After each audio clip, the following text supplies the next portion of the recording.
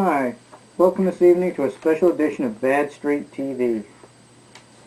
This night before Election Day 2006. Less than 9 hours, Americans across the country are going to be going to the polls. And if this one's not as lighthearted as future updates will be, please keep in mind the importance of what's on the line this evening. The gentleman that I work with wanted to know why vote for the guys wearing the white hats? Well, this time out there's really not many wearing white hats. I got a little bit of gray, but you got the guys that are on the other side. Let's have it to say I'm a Republican, and I'm going to give you 10 reasons real quickly why I think we should go conservative on this one. 10 reasons to vote for Republicans. Number one, the economy.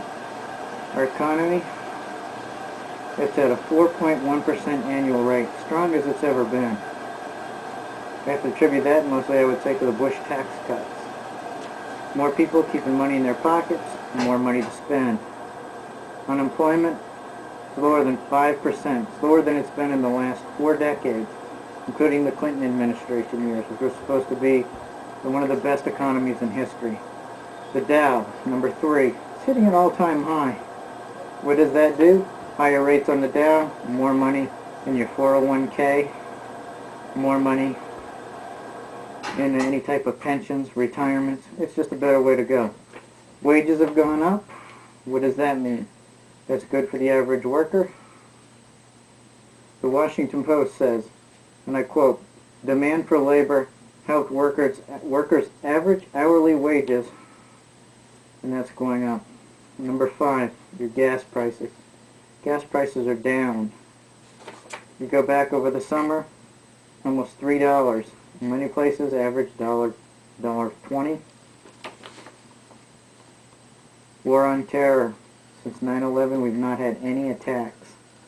The Democrats get in, they're going to kill the Patriot Act, and a lot of the tools that we've given our government to protect us, they're going to be gone. Productivity, surging. 2.5% over the past 4 quarters. Prescription drug plan. One thing I didn't like about Bush, he's a big government spender, but we got to do something about medication, Medicare for our elderly. I'm not an expert, don't have the answers, don't claim to be in health care, but it seems to be working. Fully 70% of those on Medicare have enrolled. How about that? Republicans, they were on the fence about that. They went with the president. If it was the Democrats, Harry Reid, Nancy Pelosi, they would have voted no. Bush kept his promise, and he's nominated conservative judges. Some of you, the abortion issue may not feel that's a good thing, but when it comes to keeping separation of church and state, not so that it's church is separation of state, but where the government doesn't actually take a religion, they're going to go by the Constitution. A strict reading of the Constitution is a good thing. The deficit, the way it's going with the budget, there's more revenue now coming into the Treasury with the Bush tax cuts in our economy. That's going to drop the deficit 3 years lower than it should be. I'm going to give you some reasons why I don't think we should go Democrat. Charlie Rangel, Democrat from New York.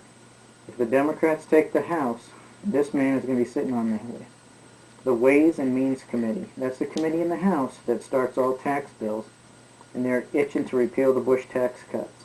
By doing that, that's going to be an average of $2,000 more a year out of your pocket.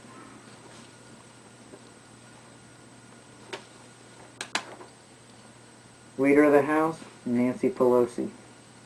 She's a San Francisco liberal, and those of you that have the gay marriage issue, whether you're for it or you're against it, and I have to say marriage is between a man and a woman for the purpose of procreation, and you're going to see some strong legislation there against our values on marriage.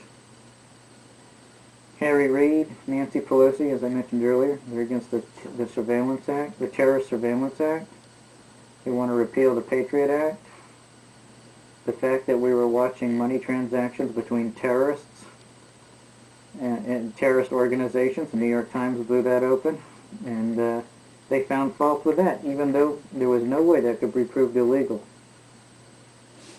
Basically, they're just going to go ahead and they're going to repeal the president's tax cuts. As I mentioned, the war on terror, when they didn't actually get the Patriot Act to go through the first time, Harry Reid was glad. There was video of him speaking before Democrats saying, "We've killed the Patriot Act!" And they were cheering. Those same people were crying on 9/11. The Patriot Act was a direct result of it. And not one person can ever give a straight example of how the Patriot Act has infringed on people's rights. John Kerry, a week ago last Monday, in a speech in Los Angeles, John Kerry looked out and he said, "Education is good. Get an education or you're going to be stuck in Iraq." That's his thoughts on our troops. His opinion has not differed since the 70s in Vietnam. They showed their true colors, and the people in the mainstream media, they ran with it and they defended him. That is an indefensible statement. Immigration. Immigration, the Republicans, they're going in the wrong direction. It was only the conservatives in the House that were able to stem the amnesty bill that John McCain, Teddy Kennedy, they were going to force, and W, God love him, God bless him, but he was going to sign it. It stopped when it went to committee, and it didn't get past that. Any bill that will allow illegal aliens to keep Social Security monies that they've paid in under a false, stolen Social Security number, I don't care what you call it, it's amnesty. There's answers on that, and there will be time for another edition of BadStreet Television. Impeachment.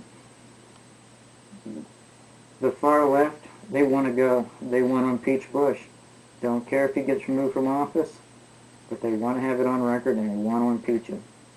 And John Conyers, Democrat Michigan, is going to be sitting with the Democrat takeover of the House. He's going to be sitting on the committee that starts that. He's already had mock trials. He's ready to go. Taxes. We talked about Charlie Rangel. He wants to repeal that back. I want to just switch gears a little bit in closing and bring some things local. Here in central Pennsylvania, we have a heated Senate race. Bob Casey, Democrat.